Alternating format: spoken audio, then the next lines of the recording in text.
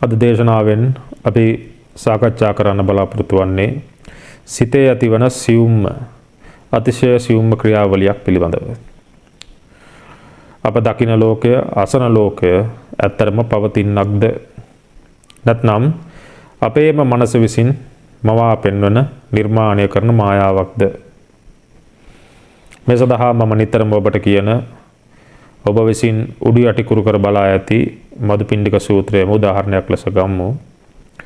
ඒක ඊටාම ගැඹුරු විමර්ශනයකට යෙදීම තමයි අද දවසේ සිදු කිරීමට නියමිතව තිබෙන්නේ. දැන් මදුපිණ්ඩික සූත්‍රය කියන්නේ හුදු දේශනාවක් පමණක් නොවේ. මේක මුළු බුදුදහමේම මනෝවිද්‍යාත්මක පදනමක් වැනිය. මෙහි මහා ධර්මපරියායක් විග්‍රහ කරනවා වගේම මහා ශාස්ත්‍රීය සිතියමක් ලෙස මම වටහාගෙන තිබෙනවා. කෙනෙකුට හිතන්න පුළුවන් ඇයි අපි මේ එකම සූත්‍රයක් වටා මෙතරම් කැරකෙන්නේ කියලා. ඒ ඔවුන්ට මේ ඇති ගැඹීරත්වය පැහැදිලි කරලා දෙනවා නම් විනාඩියක් අරගෙන වෙන ඕනෑම සූත්‍රයක භාගතුන් වහන්සේ යම් කරුණක් දීර්ඝ විස්තර කිරීම තමයි සිද්ධ කරලා තියෙන්නේ.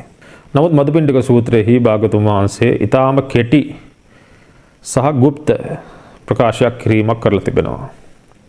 යම් නිමිත්තක් නිසා ප්‍රපංච සංඥා සංඛා පුද්ගලයා කෙරේ පැමිණේ නම් පැමිණ ඔහුව මඩවයිද එතන සතුරු වීමට හෝ බැස ගැනීමට යමක් නැත්නම් එයම දුකේ කෙලවරයි කියලා. භාගතුන් වහන්සේ වැඩ සිටි කාලයේ පවා මහා ප්‍රඥයෙකු ලෙස සැලකුණා මහා කච්චායන මහ රහතන් වහන්සේ. භාගතුන් වහන්සේ වදාලා වූ ඒ කෙටි වදන විග්‍රහ කිරීමට භික්ෂූන් වහන්සේලා යනවා මේ මහා කච්චායන ස්වාමීන් වහන්සේව මුණ ගැසීමට. මේ මහා කච්චායන මහ රහතන් වහන්සේ දහම් කරුණු රාශියක් ගැන හරපාලා තමයි මෙහි අර්ථය විවරණය කරලා දෙන්නේ. පසුව භාගතුන් වහන්සේ මුණ ගැසීමට එම භික්ෂු පිරිස ගොස් මෙන්න මේ වගේ අර්ථයක් තමයි උන්වහන්සේ අපට ලබා දුන්නේ කියලා කිව්වෙන් පස්සේ භාගතුන් වහන්සේ මොකද කියන්නේ? උන්වහන්සේ වදාරනවා මම කිව්වත් ඔయిత වඩා වෙනස් දෙයක් කියන්නේ නැත කියලා. එතකොට ඒක තමයි උන්වහන්සේගේ අනුමත කිරීම කියලා අපි දැකිය යුතුයි. ඒක තමයි මදුපිණ්ඩික සූත්‍රයේ තිබෙන নিরপেক্ষ නිවැරදි භාවයට දෙන ලද ලොකුම සහතිකය කියලා තමයි මම දකින්නේ. අනිත් බොහෝ සූත්‍රවල කෙරෙන්නේ සසර දුක එහෙම නැත්නම් නිවනේ සැප පිළිබඳව කතා කිරීමක් නේ. නමුත් මදුපිණ්ඩික සූත්‍රය කියන්නේ ඒ සසර නැමැති යන්ත්‍රයේ ඇතුළත ක්‍රියාත්මක වන මෘදුකාංගය එහෙම නැත්නම් software එක වගේ එකක් පිළිබඳව කරන හෙළිදරව්වක්. අපි මොහොතක් අරගෙන බැලුවොත් එහෙම මේ දාමය දිහා. මොකද මේ දාමය ඇස නිසා, රූපය නිසා, විඥාණය නිසා. ඇස එකතු වෙලා, රූපය එකතු වෙලා, විඥාණය එකතු වෙලා සකස් වෙනවා මොකද්ද? පස්සය. ඒ වගේම මදුපිණ්ඩික සූත්‍රයේ සඳහන් වෙනවා පස්සය හේතුවෙන් වේදනාව, වේදනාව හේතුවෙන් සංඥාව, සංඥාව හේතුවෙන් විතර්කය, විතර්කයේ හේතුවෙන් ප්‍රපංචය කියලා. එතකොට මේ දාමය ලෝකයේ කිසිදු දර්ශනයක මෙතරම් විද්‍යාත්මකව පහදා නැත. අද පවිත්‍රයේ නවීන මනෝවිද්‍යාවේදී පවා තවමත් ඔවුන් උත්සාහ කරන්නේ මේ මදුපිණ්ඩික සූත්‍රයේ සඳහන් වන සංඥා සහ විතර්ක කියන කොටස අතර ඇති සම්බන්ධතාවය වටහා ගැනීමට. සාමාන්‍ය මාර්ගඵල ලැබීමට විවිධ භාවනා ක්‍රම අනුගමනය කරත් මදුපිණ්ඩික සූත්‍රයේ පෙන්වන්නේ දර්ශන පරියායක්. ඒ කියන්නේ සිතුවිලි උපදින මොහොතේම අපි කියන රියල් ටයිම් එකේදීම එහි නිර්වත දැකීමෙන් කෙලස් ප්‍රහාණය කරන ප්‍රහීණය කරන ආකාරයක් පිළිබඳව. සෝතාපන්න පුද්ගලයා දකින්නේ මොකද්ද? සංඥාවේ මුලාව. අනාගාමී පුද්ගලයා ප්‍රහාණය කරන්නේ මොනවාද? ප්‍රපංචයන්ගේ ආක්‍රමණය. ඒක නිසා මේක හුදෙක් සරලව ගන්න පුළුවන් සූත්‍රයක් නෙවෙයි. විදර්ශනාවෙන් ප්‍රඥාව උපදවා ගැනීමට තියෙන තියුණුම ආයුධයක් ලෙස තමයි මම මෙහි වටිනාකම දකින්නේ. ඒකයි මම මේකට මෙතරම් වටිනාකමක් දෙන්නේ. බණ ඇසීම කියලා කියන්නේ මාර්ගයේ ආරම්භයක් පමණයි. ඒක අවසානය නොවේ. සෝතාපන්න වීම සඳහා සම්පූර්ණ විය යුතු අංග 4ක් ගැන ධර්මයේ සඳහන් වෙනවා.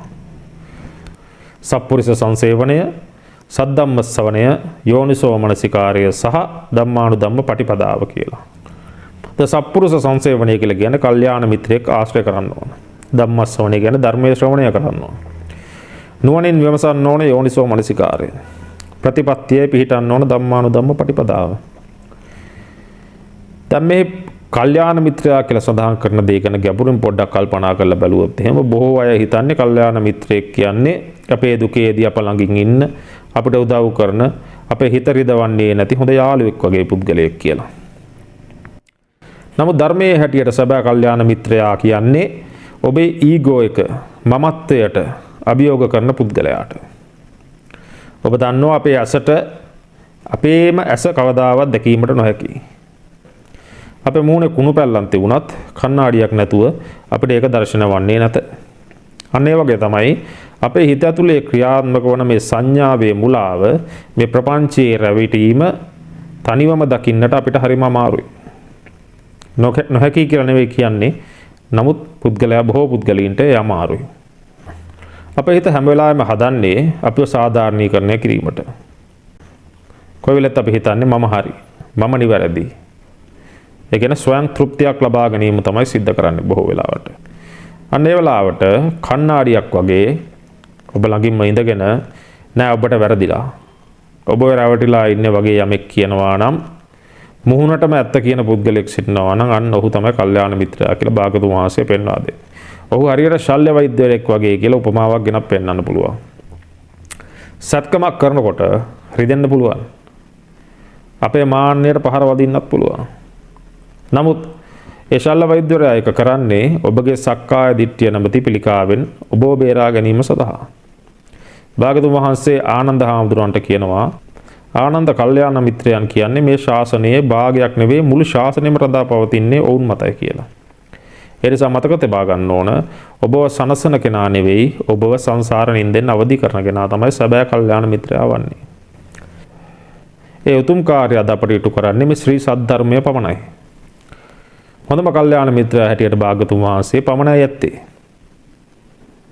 එතකොට උන්වහන්සේ නැති කල ධර්මයේ පමණයි මෙහි කල්යාණ මිත්‍රයෙක් වශයෙන් පවතින්නේ. එතකොට ඔබ කල්යාණ මිත්‍රයෙක් ආශ්‍රය කරනවා කියලා කියන්නේ ඔබ ධර්මය ආශ්‍රය කරනවා කියලා එක. ඒ සමගම මම පොඩ්ඩක් ධම්මානුධම්ම පටිපදාව ගැන පොඩ්ඩක් වචන කිහිපයක් කිව්වොත් එහෙම එහි සරල අර්ථය වන්නේ ධර්මානුකූලව ජීවත් වීම. හැබැයි මේක ගැඹුරු අර්ථයක් තිබෙනවා. ඒක තමයි අපේ සාමාන්‍ය ජීවිතය ගෙවෙන්නේ සංඥාවට අනුකූලව. සංඥාව ලස්සනයි කිව්වොත් අපි ඒ පස්සේ දුවනවා. සංඥාව කැතයි කිව්වොත් අපි ඒකෙන් පලා යනවා. මේක ධර්මයට අනුකූල ජීවිතයක් නෙවෙයි. එතකොට ධම්මානුධම්ම පටිපදාවට ඔබෙන් සංඥාවට අනුකූල ජීවිතයක් තමයි ඒකට කියන නම. එතකොට නිවැරදි මාර්ගය වන්නේ සංඥාව මොන ලේබලය ගැහුවත් විතර්කයේ මොන කතාව හැදුවත් ඒ මායාවට අසු නොවි යථාර්ථයට එහෙම නැත්නම් ධර්මයට අනුකූලව මේ මොහොතේ ඉඳගෙන තීරණයක් ගන්නවා නම් යමෙක් ඔහු සිටින්නේ ධම්මානුධම්ම පටිපදාවේ. ධර්මය කියන්නේ මොකද්ද? අනිත්‍යතාවය. ධර්මය කියන්නේ මොකද්ද? අනාත්ම භාවය. එතකොට ධම්මානුධම්ම පටිපදාව කියන්නේ මේ ජීවිතයේ හැම අත්දැකීමක්ම ඒ සෑම අත්දැකීමක් දෙසම මේකෙත් වෙනස් වෙන දෙයක් තිබෙනවා. මේකත් සදාකාලික නැති, මේක තුලත් මමත් නැති කියලා නිවැරදි ආකාරයේ සෑම විටම යමෙක් බලයි නම් ඔහු ඉන්නේ ධම්මානුධම්ම පටිපදාවේ. සිතුවිලි එනවා. සිතුවිලි යනවා. හැබැයි සිතුවිලි පස්සේ දුවන්නෙත් නෑ. සිතුවිලි අනුව ක්‍රියාත්මක වන්නෙත් නෑ. වේදනාව එනවා. වේදනාව අල්ලාගෙන අඬන්නෙත් නෑ. වේදනාව නිසා සතුටු වන්නෙත් නෑ. ප්‍රපංචය උපදිනවා. හැබැයි ප්‍රපංචයෙන් ඔබ මඩවන්නට ඉඩ දෙන්නේ නැත. අන්නේ අකම්පිත ප්‍රතිපදාවට තමයි ධම්මානුධම්ම පටිපදාව කියලා කියන්නේ. ඒතර බණ ඇසීමෙන් අපිට ලබා ගන්න පුළුවන් නොලෙජ් එක, දැනුම. ඒ වගේම තමයි ජීවිතේ හැම තප්පරයක්ම තියෙන අපිට අත්දැකීමක්, එක්ස්පීරියන්ස් එකක්. ඒක බවට පත් කරගෙන ඒ පිළිබඳ අධ්‍යයනයක් යමෙක් කරයි නම් ඔවුන් සිටින්නේ නිවැරදි මාර්ගයේ. මේ මාර්ගයේ ඔබ යනවා කියලා කියන්නේ ඔබ සංඥාවේ මායාවෙන් නිදහස් වෙමින් තමයි මේ ගමන් කරන්නේ. යමෙක් මේ ප්‍රතිපදාවේ දීර්ඝව වාසය කරනවා නම් ඔහුට නිවන කියන්නේ බොහෝ දුර තියෙන දෙයක් නෙවෙයි. ඒක මේ මොහොතේම අත්දැකීමට හැකියාවක් තිබෙන සජීවී යථාර්ථයක්. අද කාලයේ සමහරු මට ඇහෙනවා බණ ඇසීමෙන් පමණක් සෝතාපන්න වීමට හැකියි කියලා කියනවා. නමුත් මේ මතය ඊටාම වැරදි බව ඔබ තේරුම් ගත යුතුයි. මන්ද බණ ඇසීමෙන් සිදුවන්නේ සංඥාවක් ඇතිවීම පමණයි. සංඥාව කියන්නේ අතීත දත්තයක්. බණ ඇසීමෙන් අපිට නිවන පිළිබඳව සංකල්පයක්, concept එකක් ලැබුණත් ඒක අවබෝධයක්. එහෙම නැත්නම් රියලයිසේෂන් එකක් බවට පත්වන්නේ නැහැ කිසි දවසක. බණ ඇසීමෙන් පමණක් සෝතාපන්න විය හැකි නම් තර්කයක් වශයෙන් ගත් කල භාගතුන් වහන්සේගේ කාලයේ බණ ඇසූ සියලුම දෙනා එනම් සෝතාපන්න ඵලයට පත්විය යුතුයි. නමුත් එසේ නොවුනේ ඔවුන් තුළ යෝනිසෝ මනසිකාරය සහ විමර්ශනය අපි කියන්නේ විචක්ෂණශීලී බුද්ධිය මදකම නිසා. ඒක ඔබ නිවැරදිව වටහා ගත යුතුයි. දැන් ඔබ හිතන්න සෝතාපන්න වීමේදී බිඳ වැටෙනවා සක්කාය දිට්ඨි විචිකිච්ඡා සීලබ්බත පරාමාස කියලා තුනක්. ඒකෙන් මේ සක්කාය දිට්ඨිය කියලා කියන්නේ භව කෝටි ලක්ෂ ගාණක් අපි පුරුද්දක් ඇටියට පාවිච්චි කරපු මනසට හොඳට කාවැදුණු ගැඹුරු මුලාවක්. එතකොට තොරතුරක් ඇසූ පමණින්ම යමෙක්ට මෙතනින් ගැලවීමට හැකියාවක් තියෙනවා කියලා කියන්නේ ඒක විය නොහැක්කක් ඇත්තරම. එතකොට යමෙක්ට එතනින් ගැලවීමට නම් ඇත්ත වශයෙන්ම ප්‍රායෝගිකව මාර්ගය වඩා තමාගේම ඇස කන නාසය දිවකය මන කියන තුල සිදුවනවා යම් කිසි ක්‍රියාවලිය. ඒ ක්‍රියාවලිය තමා විසින්ම ප්‍රත්‍යක්ෂව අවබෝධ කරගත යුතු විමර්ශනය කරලා. බදුපිණ්ඩික සූත්‍රයේ යන චක්කු විඤ්ඤේ රූපේහි මුලාව දැකීම කියලා කියන්නේ ඇහෙන දෙයකට වඩා අත්දකින්න දෙයක්. බණ ඇසීමෙන් කෙනෙකුට පුළුවන් ඇසත් රූපයත් ගැටෙන විට මම කියලා කෙනෙක් සකස් වන්නේ නැහැ කියලා දැනගන්න. ඒකට කියන්නේ අපි නොලෙජ් එක දැනුම කියලා. නමුත් සෝතාපන්න වීම කියලා කියන්නේ ඒ වගේ ක්‍රියාවලියක් නෙවෙයි. මමෙක් නැති බව ඒ මොහොතේම ස්ථිරව දැන ගැනීමක්. ඒ මොහොතේම තමාව විනිවිද පේනවා වගේ කියලා හිතා ගන්නකො. ඒක තමයි භාගතුන් වහන්සේ කිව්වේ ඒහි පස්සිකෝ එව බලව.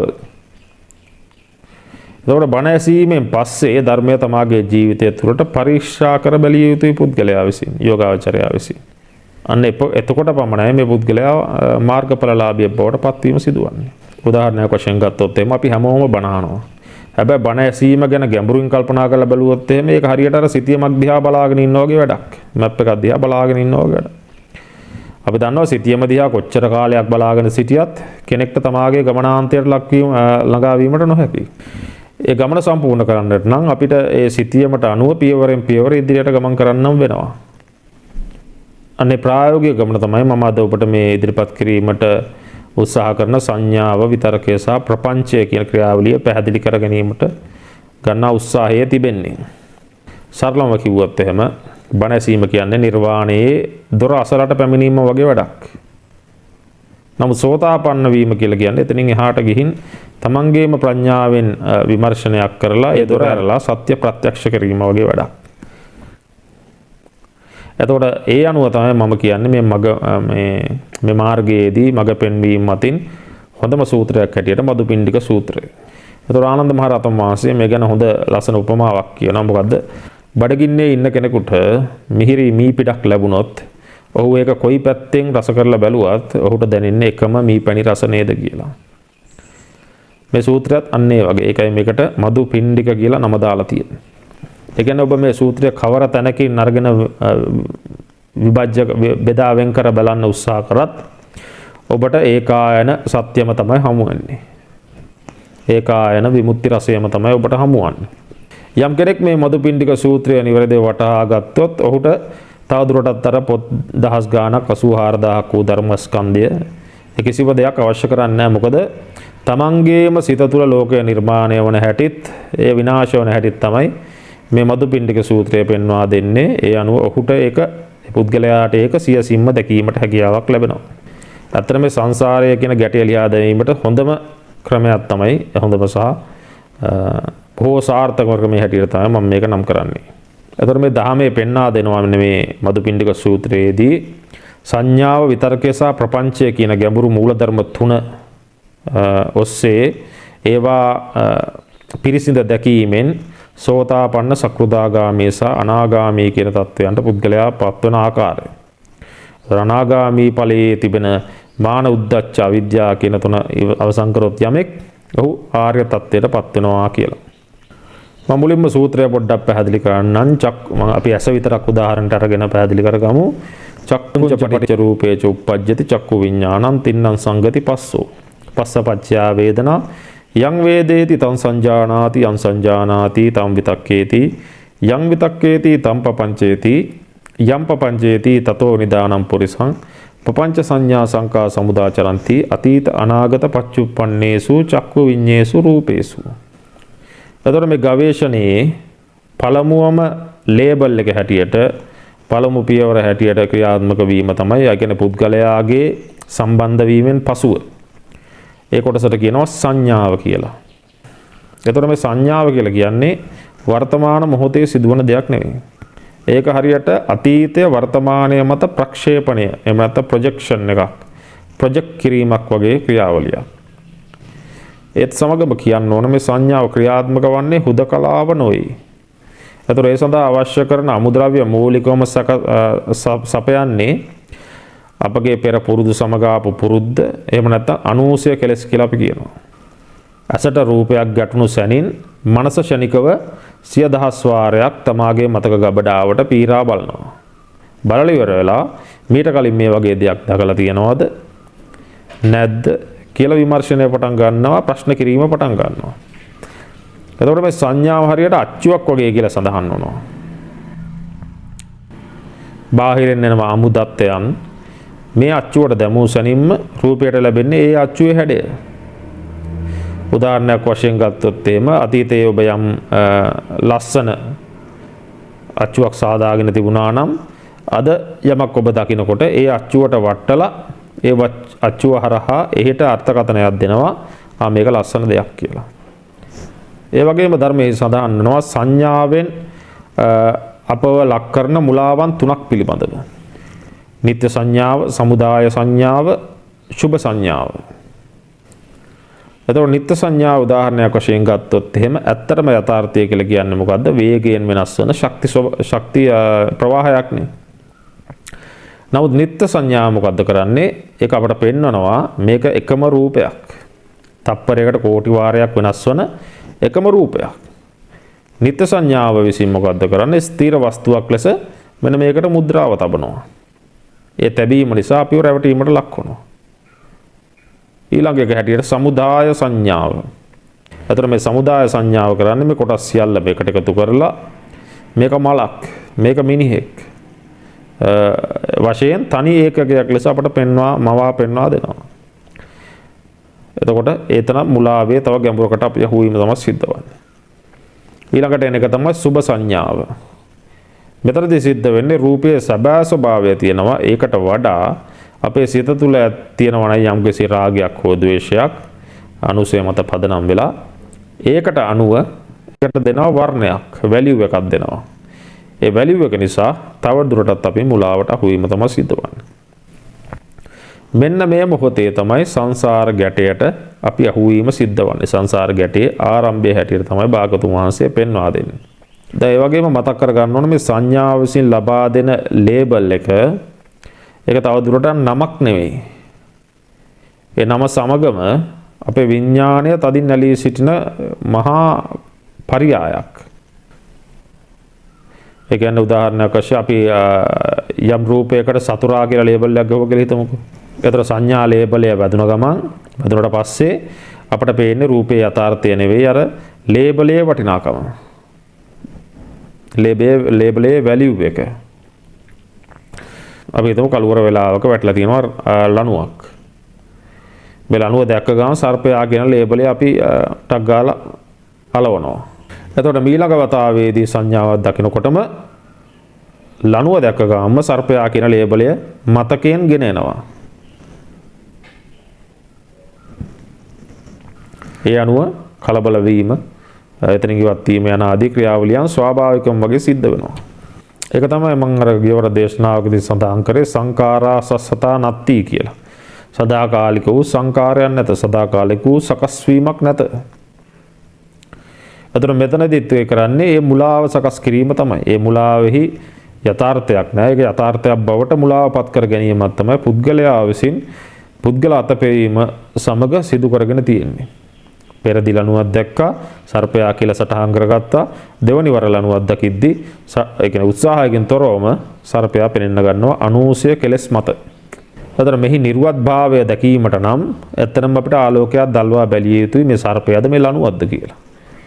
ඒතර යම් දවසක ආලෝකය දැල්වලා බැලුවොත් එimhe අපිට තේරෙනවා සමදාම බය වෙලා තියෙන මිරිඟුවකට.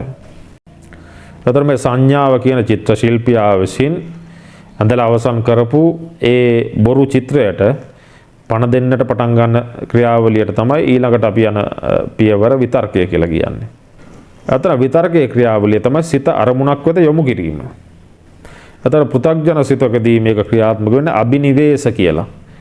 අබිනිවේෂ කියලා කියන්නේ මේ බොරුව තුලටම බැස ගැනීමක් ලෙස. අතන විතර්කය කරන්නේ මොකද්ද? සංඥාවේ ලේබලය මත සිත පිහිටුවීම. මෙතෙක් වෙලා ඇස මට්ටමේ තිබුණ දත්තය විතර්කය විසින් මනස තුලට ඇද ගන්නවා. සංඥාව පෙන්වනවා මිරිඟුවක්. ඒ දෙසට විතර්කය දුවන්නට පටන් ගන්නවා කියලා හිතා ගන්නකො. එතකොට මේ දිවීම තමයි සැබෑ ගැටය. එතකොට විතර්කය සමග විචාරයත් උපදිනවා. විතක්ක විචාරය හැටියට සිද්ධ වන්නේ ඔක එතනදී සඳහන් කළ නොතිබුණාට විතර්කය සමග විචාරයත් සිද්ධ වෙනවා. අපි කියන්නේ ආශ්වාසයේදී විතර්කයත් විචාරය කිරීම ප්‍රාශ්වාසයේදී සිදු කරනවා කියලා. එතකොට හතුරාගෙන ලේබලය අල්ලාගෙන තසනින්ම විචාරය විසින් හතුරාගෙන කතාවක් ගොතන්නට පසුබිම හදනවා. මෙතන තමයි ඉන්ටර්නල් චැටර්. එහෙම නැත්නම් අර අපි කියන අභ්‍යන්තර කතාවක් කතා කරන පුද්ගලයා ක්‍රියාත්මක වන්නේ. ඒ කියන්නේ අපිට මෙහෙම හිතුවත් එහෙම මූ මට එදා මෙහෙම කළා. මූ ආයෙත් මට මෙහෙම කරයිද කියලා සතුටෙන් දැක්කම අපේ ක්‍රියාත්මක වෙනවනේ. අන්න ඒක විතර්කයේ විසින් සංඥාව පාවිච්චි කරලා අපිව පටලවා දැමීමේ ක්‍රියාවලිය. ඒ වගේම තමයි ඊළඟට අපි කතා කරන්න උත්සාහ කරන්නේ ප්‍රපංචය. ප්‍රපංචය කියලා කියන්නේ පැතිරීම. එහෙම නැත්නම් වැඩිවීම දිගුව. අතර විතර්කයේ විසින් අල්ලා ගන්න ඒ පුංචි ලේබලය සංඥාව නම් ලේබලය ප්‍රපංචය විසින් මහා විශාල කරලා පෙන්වා දීම තමයි සිදු කරන්නේ. ප්‍රපංචයේ ප්‍රධානම ලක්ෂණය තමයි අස්මිමානය කියලා සඳහන් කරන්නේ. විතර්කයේ විසින් මේ මල ලස්සනයි කියලා හිතනවා. ගැටයක් දැම්ම කියලා හිතන්නකෝ. ප්‍රපංචය මේ මල මට ඕන. මම මේක ගැඩුවොත් මට සතුටක් දැනේ. මේක මම කාමරේ තියාගත්තොත් කාමරේ ලස්සන වේවි. මේක සුවඳ ඇති විවිධාකාර නිර්ණයන් කිරීමට මූලිකත්වය ගන්නවා. එතකොට මෙතනදී අර සරල දත්ත ස්වභාවය සංඥාවේදී ආපු ඒක සම්පූර්ණයෙන් මතුරු දහන් වෙලා ඒ වෙනුවට මම සහ ලෝකය මම මෙතන මල අතන. එතකොට ද්විත්වය සකස් වෙනවා. අතන gedara මම මෙතන. අතන වාහනය මම මෙතන. ද්විත්වය සකස් වීම සිදු වෙනවා. ප්‍රපංචයෙන් කරන මූලිකම ක්‍රියාවලිය තමයි ඔබ මේ මොහොතේ සිටීම නිවත් කරලා ඉවර වෙලා කාලය කියන මිරිඟුවට අහු කරලා බලාගෙන සිටීම. එතකොට ඔබ ඒ මොහොතේදී මේ මොහොතේ මම ඉන්නවා කියලා හිතුවාට ඔබ සිටින්නේ අර මේ සැබෑ தත්ත්වයක් සමග නෙවෙයි. ඔබ මනසින්ම වන ලද කතන්දරය සමග තමයි සිටින්නේ. එතකොට මදුපිණ්ඩික සූත්‍රයේ මේක සඳහන් කරන්නේ ප්‍රපංච සංඥා සංකා සමුදාචරಂತಿ. ඒ කියන්නේ ඔබ විසින්ම ගොඩනගන ලද ප්‍රපංචයක් දැන් ආපසු හැරි ඔබවම ආක්‍රමණය කරනවා. ප්‍රපංච සංඥා සංකා සමුදාචරಂತಿ. ඔබ මඩවනවා. එතකොට ඔබ අවසානයේදී සිතුවිලි මෙහෙයවන ස්වාමියා නෙවෙයි ඔබ ඇත්තට මැඩවෙන සේවකයා බවට පත්වීම තමයි සිද්ධ වන්නේ. ඔබ ගොදුරක් බවට පත් වෙනවා. අපි දන්නවා සෝතාපන්න වීමේදී මූලිකම සිද්ධ වන්නේ සක්කාය දිට්ඨිය ප්‍රහාණය වීම. විචිකිච්ඡා සීලබ්බත පරාමාස තිබෙනවා තමයි. නමුත් සක්කාය දිට්ඨිය තමයි මහා පෙරලියක් ඇති වෙන්නේ. මෙතනදී මේ යෝගාවචරයා දකිනවා, ඊට පැහැදිලිව දකිනවා අසත් රූපයත් චක්කු විඥානයත් අතර සිදුවනවා යම්කිසි ෂණික ගැටීමක්. අපි ඒකට කියනවා පස්සය කියලා. ඒතර මෙතනදී පස්සේදී හඳුනාගන්නේ මම කියලා කෙනෙක් නැත. සාමාන්‍ය රූපයක් දකින විටම සංඥා විසින් අපට ඒක පෙන්වන්නේ මේක ඝන වස්තුවක්. නමුත් සෝතාපන්න පුද්ගලයා මෙම රූප සංඥාවේ ඇති ව්‍යාජ බවක් දන්නවා. එහි මුලාවත් ඔහු හඳුනා ගන්නවා. එතකොට මේ සෝතාපන්න පුද්ගලයා තවදුරටත් දැනගන්නවා රූපය කියලා කියන්නේ රූප මාත්‍රයක් පමණයි. එතකොට විඥානය කියලා කියන්නේද දැන ගැනීමක් පමණයි කියලා ඔහු මේ වෙලාවේදී ප්‍රත්‍යක්ෂ කරගන්නවා. සකුදාගාමී තත්ත්වයේදී දස සංයෝජනයන්ගෙන් ප්‍රහාණය වෙන්නේ මොනවද? කාමච්ඡන්ද ව්‍යාපාද. කාමච්ඡන්ද ව්‍යාපාද කියන්නේ රාග සහ ද්වේෂයන් තුනී වීමක් තමයි එතන සිද්ධ වන්නේ. ඒක සිදු කරන්න නම් කාලය කියන මිරිඟුවෙන් ඉවත් වීම සිදු වෙන්න ඕන. කාලය කියන මිරිඟුව විනිවිද දකින්නයි කියලා හිතන්නකෝ. ඇත්ත වශයෙන්ම රාගය සහ ද්වේෂය වැඩි වෙන්නේ සංඥාව විසින් අතීතයෙන් ගේනවනේ අපි කිව්ව 90 රූප ප්‍රමාණය. ඒක විතර්කයේ විසින් අනාගතයට ප්‍රක්ෂේපණය කරනවා. එතකොට මම සඳහන් කරන්නේ ඒකට කියන්නේ බලාපොරොත්තු කියලා. නමුත් මම සඳහන් කරන එකට අතීත මතකයක් අනාගත උපකල්පනයක් කියලා. අතීතයේ මෙහෙම වුණා අනාගතයේ මෙහෙම වේවි කියලා බය ඇති වෙනවා. ඒ කියන්නේ අපි තුන් කාලය තුල සිර වෙලා තමයි සිටින්නේ. එතකොට සක්‍රුදාගාමි උතුමෙක් අතීතය යනු හුදු මතකයක් පමණයි අනාගතය කියන්නේ උපකල්පනයක් පමණයි කියලා පරිශුද්ධ ලෙසම දැක ගැනීම සිදු කරනවා. අන්න එතකොට සිද්ධ වෙන්නේ මොකද්ද? සිත වර්තමානයට පතිත වෙනවා. ඒ කියන්නේ කාලය තුල විසිරී යාම පාලනය කිරීමක් වගේ. එතකොට රාගය සහ ද්වේෂයේ තිබෙන සැඩ බව ක්‍රමානුකූලව අඩු කිරීමක් නැතිවීමක් වගේ සිද්ධියක් තමයි එතනදී සිදු කරන්නේ. මුලදී තුන් කාලයම තිබෙන නිසා තමයි සංඥාවෙන් විතර්කයෙන් ප්‍රපංච බවට පත්වන්නේ. දැන් මේ පුද්ගලයා කාලයේ නිවත් වීම සිදු කරනවා. ඊළඟට එන්නේ අනාගාමී කියන ස්වභාවයට.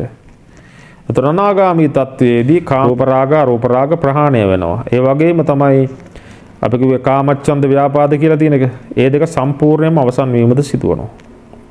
කාමච්ඡන්ද ව්‍යාපාද අවසන් වුණාද රූප රාග අරූප රාග මට්ටමක මොහු නවතිනවා. කවුද මේ අනාගාමී පුද්ගලයා? අනාගාමී පුද්ගලයාගේ මාන උද්දච්ච අවිද්‍යාව අවසන් වුණායින් පස්සේ තමයි අරිහත් කියලා කියන්නේ. එතකොට අපි දකින්න ඕන කාමච්ඡන්ද ව්‍යාපාද අපි නැත්තම් කියනවා කාම රාග පටිග කියන දෙක සම්පූර්ණයෙන්ම මේ අනාගාමී පුද්ගලයාගේ අවසන් වෙනවා. මේකට ප්‍රධානම හේතුව වන්නේ ප්‍රපංචයන්ගේ ආක්‍රමණ තියෙනවනේ. සිත විසින් මවන මේ දේවල් වලට තවදුරටත් මේ පුද්ගලයා ගොදුරු වන්නේ නැත. තුන් කාලික විය හැකි අනුසය කෙලස් වලින් විය හැකි විවිධාකාර දේවල් වලින් සිදුවන මායාවන්ට මුලාවන්ට මේ පුද්ගලයා අසු වන්නේ නැත. ඒක නිසා තමයි මදුපිණ්ඩික සූත්‍රයේ පෙන්වන්නේ යමක් මේ මුලාවට ගොදුරු වනවා නම් ප්‍රපංචයට ගොදුරු වනවා නම් ඒ පුද්ගලයා ඒ මත අබිනිවේෂ බැස ගැනීම සිදු කරන නිසාය. එතකොට මේ අනාගාමී උතුමන් ඊටාම නිවැරදි ලෙස පාරිශුද්ධ ලෙසම විනිවිද දකිනවා මේ ප්‍රපංචයන් තමාව මඩවන ආකාරය. ඒක දැක්කෙන් පස්සේ ඔහු විශාල මුලාවකින් තමයි මිදී යන්නේ. ලෝකය කියන්නේ බාහිරව පවතින තද දෙයක් නොවේ. තමාගේම ප්‍රපංචයන්ගේ ප්‍රතිඵලයක් බව මේ පුද්ගලයා විසින් වටහා ගැනීම සිදු කරනවා. එතකොට ප්‍රපංචයන්ගේ මුල එහෙම නැත්නම් අපි කියන්නේ නන්දි රාගය සම්පූර්ණයෙන්ම සිඳී යාම සිදු වෙනවා. එතකොට බාහිර ලෝකයේ කිසිම හේතුවකින් තමාගේ සිත මැඩවීමට හෝ පීඩාවට පත්වීමකට මේ පුද්ගලයා පත්වන්නේ නැත. එතන මමත්වය කියන අපි කියන්නේ ඊගෝ එක අවසන් කිරීමට ප්‍රථම විමර්ශනය කළ යුතුයි. එතකොට තමයි මේක මේ මූල යන්ත්‍රය අපි කියන්නේ ඒකනේ අනාගාමී පුද්ගලයාට මාන උද්දච්ච අවිද්‍යාව තියෙනවා කියලා කිව්වේ. එතන මාන මට්ටම මොන ආකාරයෙන්ද තියෙන්නේ? මෙන්න මේ කියපු ආකාරයේ ඊටාම සියුම් මට්ටමක මානයක් තමයි මේ පුද්ගලයාට තිබෙන්නේ. අර මං කියන්නේ දේශනාවක ස්වාමීන් වහන්සේ කෙනෙක් රහත් නොවි අනාගාමී ඵලයේ ඉඳගෙන කියනවා මලක සුවඳ එන්නේ කටු වලින්ද නටු වලින්ද කොළයෙන්ද මල් පෙති වලින්ද කියලා කියන්න බැරි ආකාරයේ යම්කිසි මමත්වයක් මා තුළ ඇත. ඒක මං අවසන් කර නැත. අන්නේ කතා කරන්නේ අස්මිමානය සියුම්ම මැනීමේ ස්වභාවයක් ගැන. එතකොට අපි දැන් මේ ඉන්නේ මට්ටම තමයි අපි දැන් මේ කතා කරන මට්ටම තමයි ඒ කියන අවසාන ඇණය ගැලවීම. දැන් අපි කතා කරා සංඥාව විතර්කය ප්‍රපංචය කියන මේ සියල්ලංගෙම හිමිකරු ලෙස පෙනී සිටිනවා නම් යම්කිසි කෙනෙක් ඒක තමයි ඊගෝ කියලා කියන්නේ මමත්වය කියලා කියන්නේ. මේ මමත්වයේ නිර්වත දැකීම තමයි අපි සිද්ධ කර යුත්තේ. අපි සාමාන්‍යයෙන් හිතන්නේ මම ඉන්නවා. මම ඉන්න නිසා මම දකිනවා. මේ ලෝකය මම දකිනවා. මම ඒක හඳුනා ගන්නවා. මට ඇහෙනවා. මට පෙනෙනවා යන ආදී වශයෙන්. නමුත් සැබෑ තත්ත්වය කතා කරොත් එහෙම ඇත්තටම මම කියලා කෙනෙක් කවදාවත් ඉඳලා නැත. මුලදී මම කියන කෙනා සකස් වෙන්නේ මැදදී. ඇස රූපය ඇසේ විඥානය එකතු වෙලා නිර්මාණය වන අතුරුඵලයක් තමයි මේ මම කියලා ඔබ හඳුනා ගන්නා ස්වභාවය. එතකොට ආරම්භයේදී ඔබ ඉඳලත් නැහැ. අවසානයේ විමර්ශන කොටත් ඔබ ඉඳලා නැත. එහෙනම් මේ මායාව සිද්ධ වන්නේ මේ මොහොතේදී පමණයි. ඒක සිද්ධ වන්නේ සංඥාව විතර්කයේ ප්‍රපංචය කියන කොටස් තුනේදී පමණයි. එතකොට මේ අස්මිමානයක් ගැන අපි කතා කරා. ඒ අස්මිමානය කියලා කියන්නේ ඇත්තටම දැන් අපි හිතුවොත් එහෙම සෝතාපන්න වෙලා සකෘදාගාමී වෙලා අනාගාමී තත්ත්වයටපත් වෙච්ච පුද්ගලයාට තිබෙන්නා වූ අස්මිමානයක් ගැන තමයි අපි මේ කතා කරන්නේ. ඒ අස්මිමානය කියලා කියන්නේ ඔබ්සර්වර් කියලා අපි ඉංග්‍රීසියෙන් කියනවා. ඒ දැනගන්නා සිත. බලාගෙන ඉන්න කෙනා. සිහියෙන් හෝ සති සම්පජඤ්ඤය මට්ටමින් බලාගෙන ඉන්නවා නම් යමෙක් අන්නේ යම තමයි ඒ පුද්ගලයා තමයි අස්මිමානයේ ඉන්න පුද්ගලයා. මේ පුද්ගලයාද සංඥාවක් හෝ විතර්කයක් සිද්ධ වෙනකොට ඒ සිදුවීම තුලම දැනගන්නා පුද්ගලයා සකස් වෙනවා කියලා දැනගත්ත ගමන්ම එතනින්ද දියවී යෑම සිදු වෙනවා. එතකොට මේ සිතුවිලි කියලා කියන්නේ මොකක්ද කියලා අපි බැලුවොත් ඒක මේ හේතු ප්‍රත්‍ය අනුව ගලාගෙන යන ශක්ති ස්පන්දනයක් පමණයි. ඒක පාලනය කරන්නට කිසිවක් නැහැ. ඒ නැහැයි කියලා දැනගන්නා පමණින් අයිතිකරුවෙක් නැමැති සංකල්පය සහ මුලින්ම අතුරුදහන් වෙලා යනවා මේ පුද්ගලයාගේ. මේ අනාගාමී පුද්ගලයාගේ. එතකොට මේක මේ තාර්කික විමසා බලන කල සංඥාව සහ විතර්කයේ අතර ගැටයක් තිබුණා නම් ඒ ගැටය ලියා බලනකොට ප්‍රපංචය කියන ගැටය නතර වෙලා යනවා. ප්‍රපංචය කියන ක්‍රියාවලිය නතර වෙනවා. ඒ නතර වීම සමග මමත්වය කියලා යම්කිසි පැනවීමක් තිබුණා කාලයක් කියලා එකක් ඇතුළත. අන්නේ කාලය අවසන් කිරීම සිදු වෙනවා. ඒ කියන්නේ චිත්‍රපටිය නතර වුණාන් පස්සේ නළුව අතුරුදහන් වෙන්නේ. අන්න ඒ වගේ සිද්ධියක් තමයි මෙතනදී මේ මමත්වය කියන එක 100%ම දියවී යෑමේදී සිදුවන්නේ. එතකොට මේ සංසාරයේ මේ අවසන් වීම සමගම ඉතුරු වන දෙයට අපි කියනවා අනිදස්සන විඥානය කියලා. ඒක පෙන්වීමට නොහැකි හැඩයක් නැති නිකන් දැන ගැනීමක්. ඒක හරියට බිත්තියක් නැති තැනක වැටෙන ආලෝක ධාරාවක් වගේ. එතකොට මේ සියල්ල සමස්තයේම විනාශය කියලා කියන්නේ සදාකාලික පරිපූර්ණත්වයට පත්වීම. නිවන කියලා කියන්නේ අලුතින් සදා ගන්න දෙයක් නෙවෙයි. ඒක සමදාම තිබූ දෙයක්. හැබැයි ඒක වසාගෙන පුද්ගලයෙක් මැවිලා හිටියා. ඒ පුද්ගල සංකල්පය තියෙන තෙක් ඒ වැසී ඇත. අපි සදාකාලික නිවනේ ඉන්නවා කියන එක නෙමෙයි මම මේ කියන්නේ. මොකද අපි සදාකාලික නිවනේ හිටියනම් අපිට ආයි නිවනක් හොයාගන්න අවශ්‍යතාවයක් නැහැ නේ. නිවන කියන එකක් පැවතියා. නමුත් ඒක වසාගෙන අපි මුලාව උපනම් වාගෙන සිටියේ මුලාවෙහි යථාර්ථය වටහා ගත්තෙන් පස්සේ නිවන කියන එක අපිට දර්ශනයට පාත්‍ර වෙනවා. උදාහරණයක් වශයෙන් ගත්තොත් ගඟක්. තමා ගඟක් ලෙස ඉවුරු බැඳගෙන රකින්න තාක් ඒකට ජීවිතයේ මුහුදේ පරිපූර්ණත්වය විඳීමට නොහැකියි. නමුත් අපි හිතන්න යම් දවසක ඒ ඉවුරු සේරම බිඳුණා. බිඳිලා මහ මුහුද සමග එක්වනවයි කියලා. අන්න එතනින් පස්සේ ගලාගෙන යෑමක්වත් නතර වීමක්වත් ඔය කිසිම දෙයක් කතා කිරීමට නොහැකි. කිසිවක් විග්‍රහ කිරීමට නොහැකි. ඔන්න ඔක තමයි අසංකත ස්වභාවය කියලා කියන්නේ. එතකොට මහ මුහුද බවට පත් වුණා ගඟ. දැන් මහ මුහුදේ ගඟේ වතුර හොයන්න පුළුවන්ද? බැරිය. සමස්තය බවට පත් වෙලා තියෙන්නේ. අන්න ඒ වගේ තමයි ගැටය ලිහිලා තියෙන්නේ. එතකොට ඉන්පසු කිරීමට කිසිවක් නැහැ. ඒ අකාලික නිශ්ශබ්දතාවය පමණයි ඇත්තේ. මේ දීර්ඝ විමර්ශනයෙන් පස්සේ ඔබට පෙනෙන සත්‍ය මේ විය යුතුයි. ඒ කියන්නේ සංඥාව කියලා කියන්නේ අතීතයේ දත්ත වර්තමානයේ මත අලවන ලේබලයක් පමණයි. විතර්කය කියලා කියන්නේ ඒ ලේබලය සත්‍යක් ලෙස අල්ලාගෙන සිතේ ගැටයක් දැමීම. ප්‍රපංචය කියලා කියන්නේ ඒ කුඩා ගැටය මුළු සසරක් දක්වා පැතිරෙන ආකාරයට මනස මවලා පෙන්වනා වූ මනස ආක්‍රමණය කරන්නා වූ මුලාවේ මහා ප්‍රවාහයක්. නමුත් මාර්ගඵල අවබෝධයේදී සිදුවන්නේ මේ යාන්ත්‍රණය විනිවිද දැකලා ඇසට පෙනෙන රූපයේ මුලාව දැක්කයන් පස්සේ අපි කියනවා සෝතාපන්න තත්ත්වයටපත් වුණා කියලා. කාලය නැමැති මිරිඟුවෙන් මිදුණෙන් පස්සේ අපි කියනවා සකෘදාගාමී තත්ත්වයටපත් වුණායි කියලා. ප්‍රපංචය කියන ආක්‍රමණය නතර කිරීමෙන් අපි කියනවා ප්‍රපංචයේ ආක්‍රමණය නතර කිරීමෙන් නොදේ කිරීමෙන් අපි කියනවා අනාගාමී තත්ත්වයටපත් වුණායි කියලා. අවසානයේ මේ සමස්ත ක්‍රියාවලිය පමණයි මෙහි ක්‍රියාත්මක වුණේ. මම කියලා සැබෑ පුද්ගල ස්වභාවයක් මෙතන නැතිය. මෙතන යම්කිසි ක්‍රියාවලියක් පමණයි තිබුණේ කියලා යම්කිසි පුද්ගලයට වැටහුණ ගමන් අර අපි කිව්වේ ඒ යම්කිසි සියුම් මැනීමේ මට්ටමනුත් ඉවත් වෙච්ච ගමන් මේක මමත්වය 100%ම දියවී ගිය මට්ටමට යනවා. ගඟ මුහුදට එකතු වුණ තත්වයට. එතකොට එතනදී ඉතිරිවනවා නම් යමක් ඒ ඉතිරිවන්නේ කිසිවක් කළ යුතු නැති කිසිවක් අල්ලා ගැනීමට නැති කාලයෙන් ඔබට ගිය ඒ පරම නිශ්ශබ්දතාවයක් පමණයි. ඒකට කියනවා අනිදස්සන විඥානය කියලා. ඒකට කියනවා සෝපාදිශේෂ පරිනිර්වාණය කියලා. ගඟ මුහුදට මුසු වී හමාරයි ගැට ඇලිහි ඇත දැන් නැත්තේ පරම නිදහස පමණයි. එනම් සියලු දෙනාටම මේ භවයේදීම ඒ ආකාර වූ නිදහස ලබා ගැනීමට ශක්තිය ධෛර්යය ලැබේවා කියලා ප්‍රාර්ථනා කරමින් සියලු දෙනාටම තෙරුවන් සරණයි.